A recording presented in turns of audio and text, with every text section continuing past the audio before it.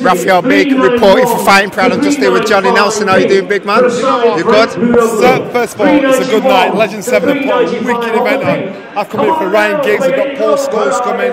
You know, they put really good events on here. And I've never failed to be impressed. So it's really good night. So big respect to them. What's it like, obviously, because you've done a lot of events for Legend 7s in the past. What's it like, obviously, interviewing the top players in boxing? You know what? When a fighter talks to a fighter, what happens is, you know, you'll open up, you'll speak your truth.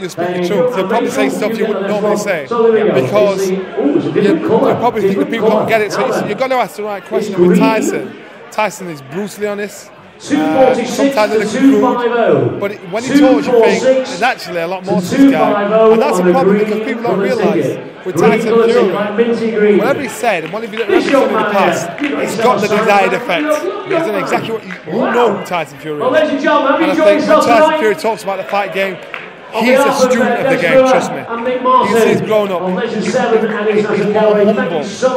And the most dangerous thing is, his motivation is not money. And that makes him a dangerous fighter. I mean, his mentality moving forward, do you think the 2-year layoff was good for his mentality? Yeah, I think what happens is, there's an old Jamaican saying, want it, get to the want it. So what happened is, he became world champion, that was what he wanted. Once he became world champion and got there, he thought, I don't really want this. So now all of a sudden, he's been away and he looks around and thinks, well actually, I do want this. I just didn't appreciate what I had. So I think the time off has probably done him a lot more than he realised. I was surprised that he signed with Frank Warren and not Eddie Hearn. I know there's been talks about that, going to sign with Eddie Hearn, but Eddie Hearn said he wasn't feeling the calibre of fighters for his combat fight.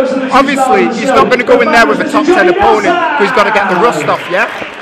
Yeah, I get that, and the thing is, listen, Frank Warren at one point was the biggest promoter in the country. He could get the job done. That is not, in my opinion, I think the biggest promoter in the country is Eddie Hearn. He's the one that's got all the TV contracts, or got the TV contracts that give you more airtime. But I think this is about preference. Tyson feel comfortable with Frank Warren. Frank Warren is a good promoter. Frank Warren is very good at what he does. I just think it's about timing. And right now, it's Eddie Hearn's time. So Tyson said, you know what? I'm actually going to go with old school. This works for me. And we'll see what happens. As time goes on. I mean, he has been laid off for 2 years, and it's been a long layoff. What sort of Tyson Fury are we going to expect? See, that's a question. That's a big question. So I said, he sounds like Tyson Fury, he looks like Tyson Fury. We've got to wait till the bell goes to see if Tyson Fury... We saw that with David Haye. We saw David Haye gave it all the talk before the first Bellew fight. See you later. Give it all the talk before the first Bellew fight, yeah. And we heard it all. Oh, I'm coming. Can you got my number? Yeah. Wait for me. 5 minutes. Sorry. So what happened was where with David Haye and Tony Bellew, when it first started, people are thinking, what's going on here? You know, Tony Bellew's getting battered. Tony Bellew saw something we didn't see in David Haye. He said he's no longer the same fighter he was. He said in the first fight, he predicted how it turned out. He predicted how the second fight would turn out. And so David, and the problem was, because we thought, well, what has David got left? He showed us he was no longer that fighter he was. Yeah. Now, my only worry is Tyson. He's not got a lot of miles on the clock, but the problem is Tyson is not as like he's kept himself in great condition in between the fights. Yeah. He's having fun, you know, he's got a new team around him. So we've just got to wait and see until June the 9th before we can comment on Tyson's position in the heavyweight landscape. I was watching ringside the other day, and when obviously Tyson Fury and David Haye was on set, and it looks like Tyson got in his head. Yeah. So if they would have fought, because obviously it fell through twice, if they would have fought back then, how do you think the fight would have gone? Would have gone into Tyson Fury is one of the most awkward fighters out there, and at the end of the day, I think, you know what, you look at David's probably not seen a great fight from David in probably the last 8 years. Right. Tyson Fury might have been the one to expose that. He wasn't. It was David. It was Tony Bellew. Right. And so from Tyson Fury, you've got to look. It's a passing of the torch. Yeah. These young cats are coming out and they're too fast, too busy. Right. Got too much pace, and that's where the problem is. Tony Bellew called out Tyson Fury at the end of the fight. Do you think that fight should happen? It's not that it should happen. Tyson Fury Tyson Fury will be thinking like Tony Bellew. Tony Bellew wants the big fights, the source-money fights, the fights that get the attention, the pay-per-view fights, and I get that. Yeah. But so does Tyson Fury.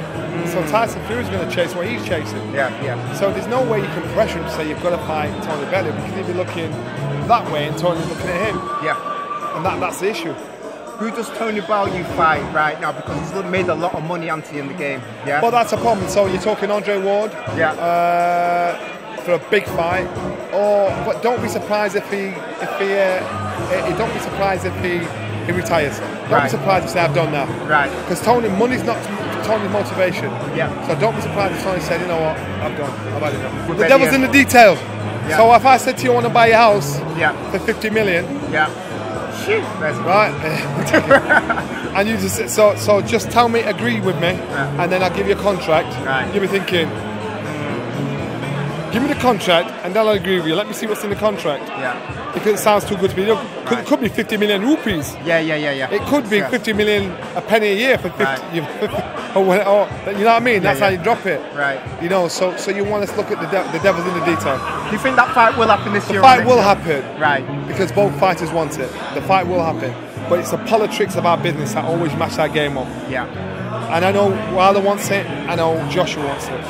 So the fight will happen, but it's the business side of it why these two haven't met yet. And Eddie Hearn, £1 billion deal.